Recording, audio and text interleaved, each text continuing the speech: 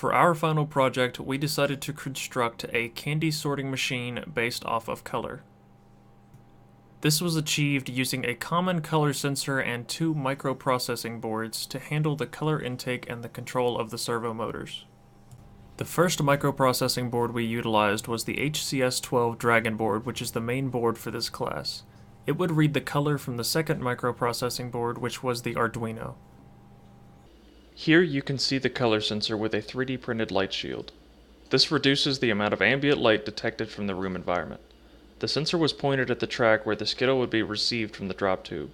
Then it was moved into position of the color sensor and then fall onto the ramp where it would be placed in the correct bin. In the following block diagram, you can see that the TCS3200 color sensor sends its input to the Arduino. The Arduino would then look at the inputs to determine which color is being read, and it would output by activating the pin which was designated for that color.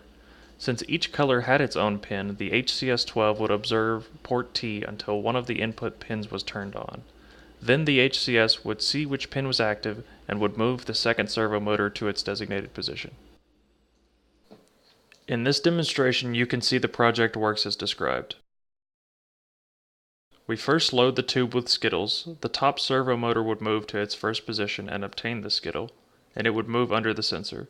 The Arduino would then see which color is being read, and the HCS would take that input to move the second servo motor arm.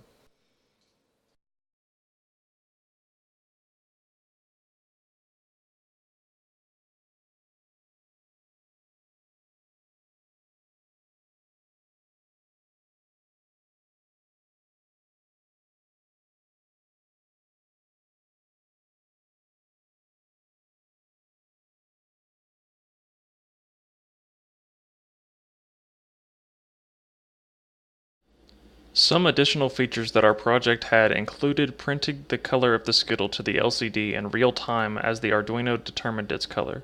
Here you can see the individual input pins on port T of the HCS, which read the output from the Arduino. The colors of the wires were the same as the colors they were reading. This helped us organize and ensure that we were reading the correct colors on the correct pins. The servos were controlled using pulse width modulation. The position of the servo motor would be determined by the length of the duty cycle of the square wave.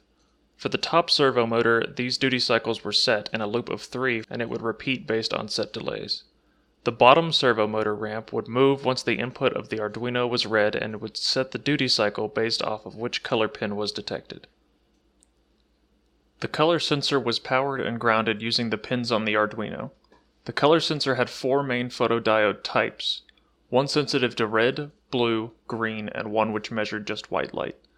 So the frequency scaling needed to be adjusted for these inputs on the Arduino code when measuring each color. The sensor is a current to frequency converter, so the Arduino would take in the frequency as a pulse and change that to a numerical value which we could calculate.